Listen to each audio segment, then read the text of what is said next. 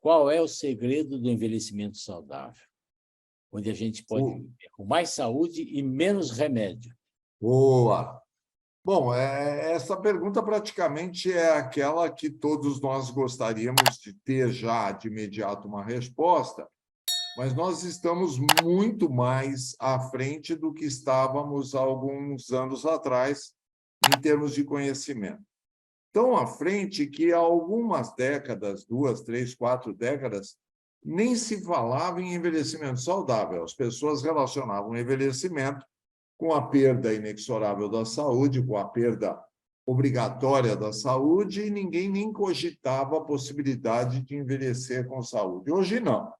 Hoje nós temos um conhecimento bastante avançado de que é perfeitamente possível envelhecer tendo as doenças devidamente diagnosticadas e tratadas, e principalmente guardando uma capacidade funcional, uma capacidade de executar e fazer coisas que muitas vezes não foram feitas no passado. Então, nós temos acompanhado e visto pessoas que se redescobrem na fase mais avançada da vida, fazendo coisas que não ousaram fazer quando mais jovens. Então, indivíduos que começam a fazer uma atividade física aos 60, 70, 80 anos de idade, pessoas que começam a executar uma tarefa profissional, ou uma tarefa artística, ou uma tarefa comunitária de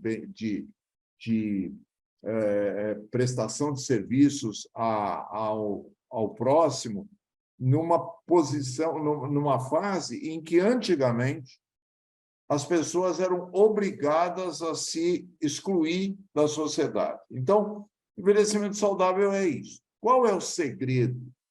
Vocês perguntaram e o doutor Roque me traduziu. Ótimo. Só não é o segredo, são os segredos, né? Nós não dependemos de uma só condição e nem de um só fator. Ao contrário do que se pensava no passado e que se vende até hoje, que se o indivíduo tomar um determinado produto ou fizer determinado tratamento, ele tem a garantia de que vai envelhecer por saúde. Isso não existe. Essas fantasias da medicina anti-envelhecimento, do anti-aging, da eterna juventude, que é vendido a altos preços, isso é uma mera fantasia, e uma fantasia mal intencionada, né? Porque é uma Cara, fantasia e que cara, né? tenta, E cara.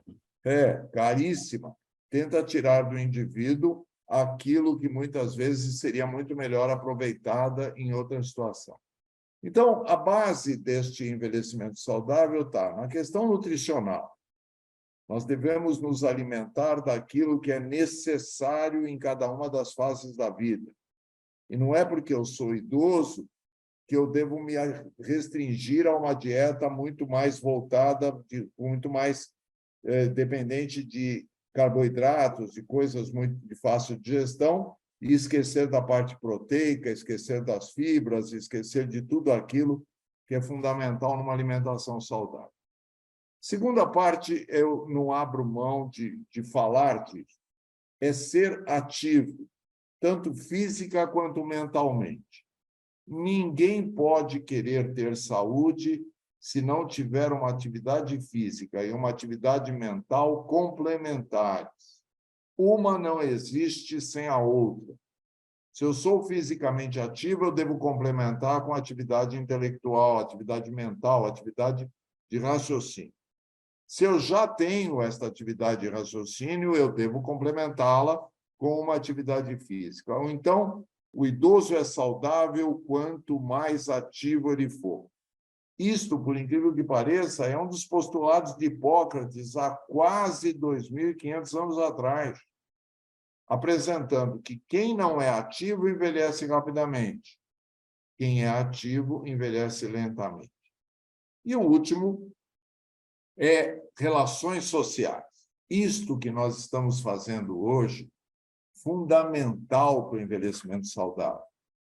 Esse encontro entre pessoas, essa troca de informações, este olhar olho no olho, mesmo que intermediados por uma live, não importa, nós estamos convivendo, nós não estamos nos isolando. Esta rede de suporte social tem um aspecto fundamental. Os demais componentes fazem parte destes três, mas eu não tenho dúvida que querer envelhecer com saúde, ter uma alimentação adequada para cada fase da vida, ter uma atividade, tanto física quanto mental, concomitante, e ter uma roda de suporte social, uma rede de suporte social, são fundamentais para o envelhecimento saudável. Roque. Sabe que eu sempre insisto com as pessoas, até cansado, fica até cansativo, porque eu falo tanto do exercício físico, sabe? Porque não existe idade para começar exercício, né, Wilson? E as pessoas falam, não, eu estou velho demais, eu não conheço, não é isso mesmo? Isso. E outra coisa que você falou muito bem, quando a atividade intelectual, né? Quanta gente não começa a aprender música? Né? Eu tenho uma paciente que começou a aprender teclado, 70 e poucos anos de idade. Não é porque você tem uma certa idade que você não pode aprender as coisas novas, não é verdade? E você tocou um ponto importantíssimo, Roque. Muitas pessoas acreditam que estão fazendo algo em benefício do seu desenvolvimento mental, fazendo aquilo que sempre fizeram. Não tenho nada contra um indivíduo que, nos últimos 50 anos, faz todo dia uma palavra cruzada. Mas isto não mais o desenvolve, isto mantém. Se eu quiser desenvolver a minha mente, eu devo fazer a palavra cruzada e mais alguma coisa. Diferente. Então, alguém nos conta, olha, eu gosto muito de fazer tricô. Ótimo, desenvolva um novo ponto, desenvolva uma nova estratégia para fazer o tricô. Idem para o bordado, idem para o crochê, idem para a pintura, idem para instrumento como o toque. Toco muito bem harmônicas, acordeão ou sanfona. Passa para um outro instrumento, porque é este novo que desenvolve a parte do cérebro que não está sendo utilizada. Porque isso eu acho bacana. E eu até estimulo as pessoas mesmo. Agora, exercício físico é um problema, né? Porque dói, porque isso, porque aquilo, né? Porque eu tenho dor. Mas é difícil convencer as pessoas, né? Principalmente depois de uma certa idade. Mas tem um dado bem interessante, você faz isso que eu sei. Ninguém começa a fazer exercício físico como se fosse um atleta. Mesmo os antigos atletas, mesmo indivíduos que tiveram uma atividade física de grande intensidade numa determinada época da vida, ao fazê-la nesta fase em que nós estamos, o começo sempre tem que ser lento e progressivo. Faz algum tempo que você não anda, então nós vamos começar com caminhadas de 5 a 10 minutos. Faz algum tempo que você não faz uma atividade qualquer, de natação, por exemplo, ou de bicicleta, vamos começar com uma atividade bem... mas no passado eu fazia mais de 1 hora... Ok, mas o passado é um passado, ele te dá uma boa memória muscular, mas estes músculos, e principalmente esses tendões, estão esquecidos de como é que se faz isto de uma maneira mais intensa. Então, vamos dar a eles o tempo necessário. A dor só avisa aquilo que é hora de parar por enquanto. A dor não diz, não faça isso. A dor diz, pare agora e retome amanhã a partir deste ponto. Então, ela é nossa aliada, ela está nos dizendo qual é o nosso limite. E as pessoas que fazem exercício sistematicamente, costumeiramente, têm muito menos dor do que aquela que não fazem, eu não tenho dúvida. Não é isso? E você tem no seu serviço do HC, você criou uma academia, né, para idosos. Né? É verdade. E eu achei muito interessante quando eu conheci, que realmente tem lá um personal trainer, uma pessoa que entende disso, e realmente aplica exatamente o tipo de exercício de acordo com a idade, né? É o que você falou, ninguém entra para começar exercício para ficar o super-homem, não. Sai para você, e não é para a parte estética, né? Não é para isso mesmo.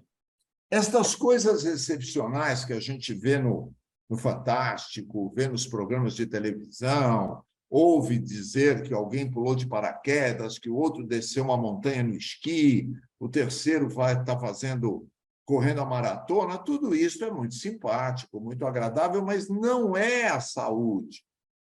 Quando nós falamos de saúde, falamos deste tipo de exercício que o Roque acaba de comentar.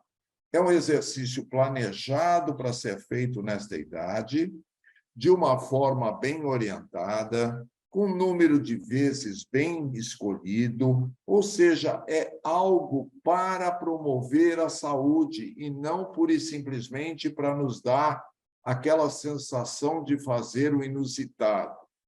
O inusitado até pode ser feito, mas precisa muito treinamento para isso. Quando alguém me fala, olha, estou pensando em fazer uma romaria, olha, estou pensando em fazer uma caminhada de tantos quilômetros, evidentemente vamos começar com pouco exercício para chegar. Idem para preparação para uma atividade física mais intensa, idem para pensar em voltar a fazer uma atividade esportiva. Então, o exercício de musculação acaba sendo um preparatório para as outras atividades que nós queremos fazer. E nada é mais interessante do que ser independente, né? Poder fazer as coisas que eu gosto. Levantar de uma poltrona com facilidade, andar e subir uma escada com facilidade, fazer uma atividade que me permite ir ao supermercado e trazer a sacola de compras com facilidade, é sinônimo de liberdade em qualquer fase da vida.